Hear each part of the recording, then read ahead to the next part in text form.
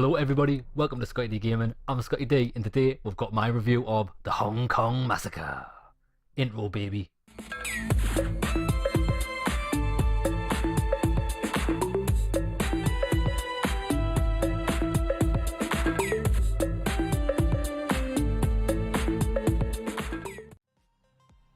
If you could put The Matrix, Max Payne, Stranglehold, John Woo and John Wick in a blender and only extract the action, then you'd have the Hong Kong Massacre. Before we talk about the gameplay, we're going to talk about the story, because it's going to be really easy and fast to talk about. There is no story. Well, you get hints at what's kind of happened. I presume your wife and daughter gets killed by the triads and you're on a vengeance mission to destroy and wipe out anybody that may be involved. That's all you need to give me to enjoy a healthy dose of mass murder. And that leads us onto the gameplay. Fundamentally, it's a twin stick action shooter. So one stick, the left stick, controls your movement, the right stick controls your aim 360 degrees around your character. You've got a button for shooting your weapons, you've got a button for dodge, and you've got a button for slow-mo. Oh, and you've also got a button for reload, which, to be honest, I didn't realise there was a button for a reload until halfway through the game, but it doesn't matter. It didn't even affect my gameplay. In fact, once I learned how to reload, it actually got us killed more often than not, because I'm a serial reloader, and that's one of my own personal problems that I gotta deal with, son. The concept for success is simple. You start a level, within that level there's a set amount of enemies that you have to kill. Once you kill them, you win. If you get shot once, you die. Simple as that. And this simplicity is where the game's genius lies. It always keeps you engaged in that high octane gameplay loop where there's never a dull moment. In fact, there's very few times the game throws anything in to distract you from the action. But due to these factors mentioned, it makes this game very intense to play. In fact, after every gaming session, I've had a sweat on because it's that hardcore. You never ever get time to have a breather unless you finish the level looking at the scoreboard, or during one of the few cutscenes that the game throws at you. I mean, it's not necessarily a bad thing. It just means that if you want to get a sweat on, you don't even need to go to the gym. Just play this game. And also, it's an excellent game to play before you go to bed, because it wears you out. You'll be physically fatigued from all the action that you'll get an excellent night's sleep. There's three things this game does exceptionally well. The first one being the dodge and slow motion, because not only are you running through levels shooting things, but when you activate that dodge through a stream of bullets while activating slow-mo, slowly aiming to the guy to the left, bang! Aim to the guy to the right, bang, before he even knows you're there. And just before you know it, you've wiped out a full room of people within a single dodge while using your slow motion.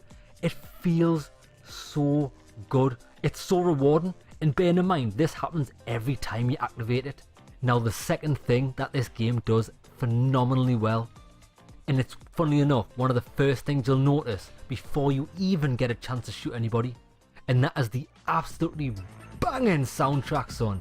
Oh my god, as soon as you enter the game and you hear that epic synth and those moody tunes that just get you in the mood, I think the reason why they've done it is because, just imagine, just let me put this picture into your mind. You're on a vengeance warpath. You don't care about the sounds or anything. All you're concentrating on is the headphones in your ears playing the soundtrack to absolute slaughter. And that's what this game does. You're listening to the banging tunes over the bullets and death that you're causing. Now, the third and final point, what makes this game stand out, is the graphics and art style, specifically relating to the gunplay and the projectiles. So for example, when you fire a gun, there's a big puff of smoke that flies across the screen from which the projectiles spew, and that's what you've got to dodge. Now, if you imagine you've got your projectiles, your bullets, your gun, the other enemies, sometimes they've got shotguns which have got bigger spread, bigger explosions, your little pistols with smaller explosions. It's a feast on the eyes. And the thing is, you haven't really got a chance to observe it just in passing, because the game is so fast paced. In fact, all of these 3 points come together to make this experience absolutely jizz-worthy. I love it. Now, the game's difficulty is very well tied in with its replayability. By default, if you just want to finish the game, all you need to do is kill everybody on that particular level. You've got an unlimited time to do it, you've just got to survive. So I'd say that's a medium challenge. You can plan your attacks, take it easy, and just take each enemy out one by one. Now each level does have 3 separate challenges that are completely optional, that aren't required for you to complete the game. The first one is a time limit, so you've got to beat that level underneath that time limit to get an extra star. The second one is you've got to get 100% accuracy, so that means you can't miss any shots. Every shot you fire has to hit an enemy. And the third one is that you've got to complete the level without using any slow motion. I personally went through the game with the challenge of beating every level underneath the specified time limit. I've got to admit, it was a challenge. There was times when I died so much on a single level trying to get underneath that time limit that I nearly cried. In fact, I had to take myself to one side, give myself a little slap across the chops and remind myself, what would Keanu Reeves do, before I got stuck back into the action and decimated everyone. And the last thing I'm going to talk about before I wrap this review up is the bad things about the game. And if I'm honest with you, I'm really struggling to find anything bad about the game. It's a top-down twin stick shooter. There's very little that can go wrong with it, aside from any game breaking bugs, and there's nothing. I played this game from start to finish, and I didn't encounter any bugs or anything that took me out of the action. It does what it does perfectly. The only negative that I'm gonna say about this game, and it's not even a negative, it's just me being a little whiny bitch, is later on in the game. Anybody who's played this game know what I'm gonna say. Later on in the game, you encounter enemies that have got body armor, which instead of taking 1 bullet to kill, it takes 2 bullets to kill. Now you might think, what you whinging about, Scott? It's only 2 bullets. You've got slow-mo, you've got all the tools at your disposal to win. Yeah, well, the thing is, as soon as you shoot at these enemies and hit the first bullet, they do a dodge roll, which means that they're also invincible to bullets. So you have to wait for their dodge roll to complete before you can shoot at them again. Now you might think that's so trivial.